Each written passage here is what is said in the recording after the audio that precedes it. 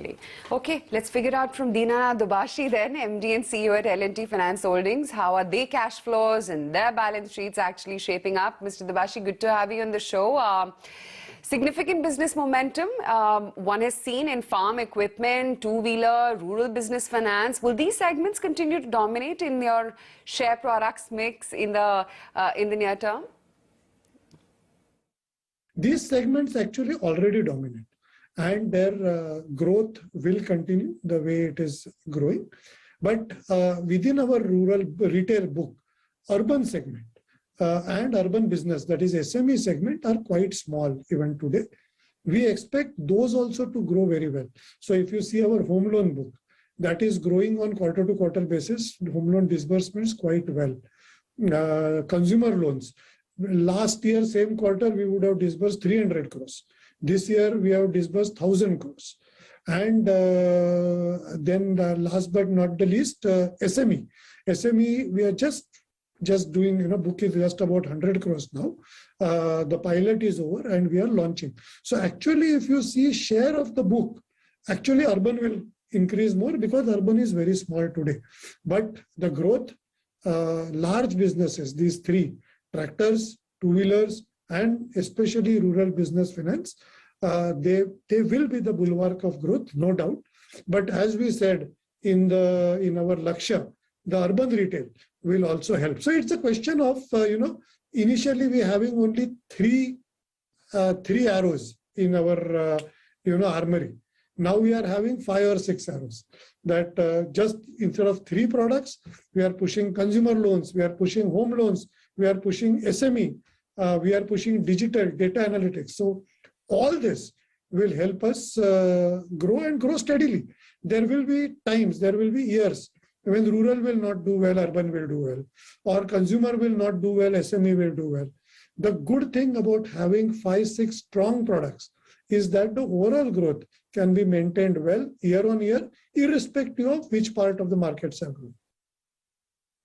Good morning. What we've also seen for the quarter gone by is a 47% rise in net profit year on year and the highest ever disbursements also by the company. Let's talk about collections now. How has that been for rural finance as well as home loans? Looking at the current market dynamics, can you also share with us, given everything, your outlook, any kind of guidance when it comes for profit growth for this financial year? So I don't give short-term forecasts, as you know, but I will try and answer your question in some ways. So number one, collections. Collections are, as I said, excellent. Collections are seen in 2 ways. One is what is on-time collection, what is the zero DPD collections. So those actually in our investor PPT this time we have given month-on-month trends, and you will see that they are all product by product, they are trending extremely well. The month-on-month on-time collections. So which makes us very bullish about collect, because if something is collected at zero DPD, that's the best time to collect, because once it slips, then your efforts to collect are much higher. So all our improvement in asset quality are because we concentrate so much on zero DPD. Also, our NPA ratios have actually improved tremendously from year to year. Quarter to quarter, it is stabilized or maybe slight improvement. We hope that that improvement will continue in the future.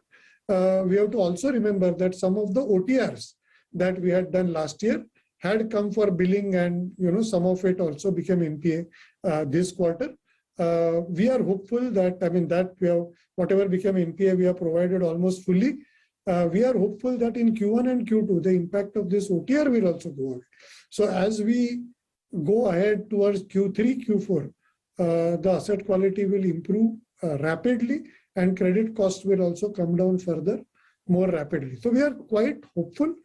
As far as profit projections are concerned, we always talk 4 years. FY26 from the current level of little more than 1% of ROA, we are looking at ROA almost tripling to 3%. So that's the guidance we have given up in the public space. We stick to that very confidently. Right. You know, NIMS as well as fee stood at about 8.25% for you, which is an uptick of 71 bips for the first quarter.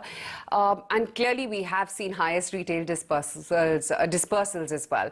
But going forward, how is it that you expect the profitability metrics to actually pan out given the interest rate upcycle?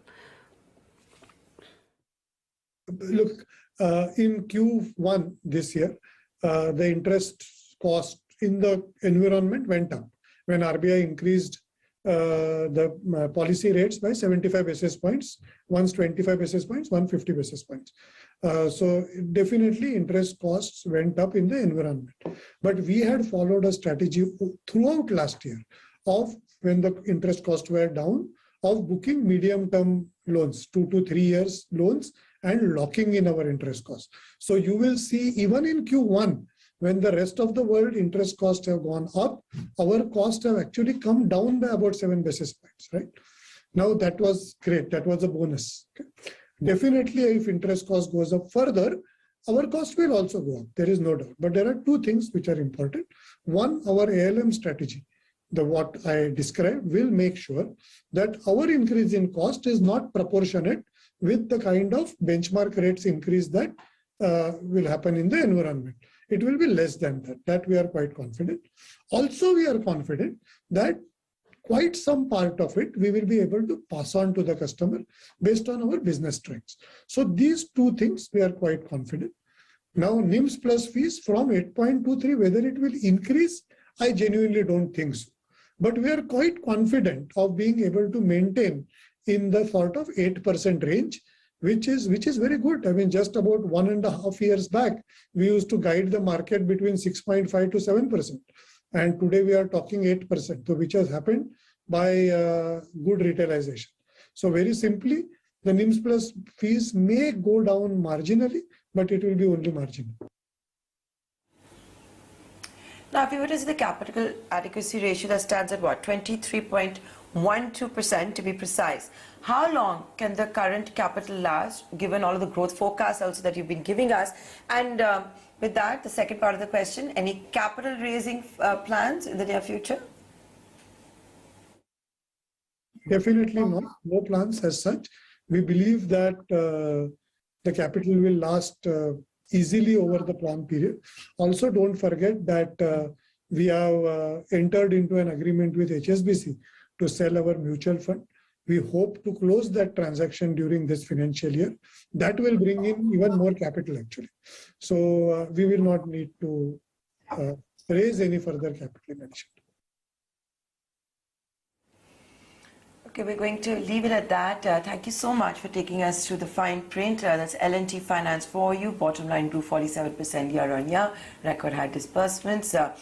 And as you can see, there's a bullish commentary also coming in from the management. With that, we're going to take a short commercial break.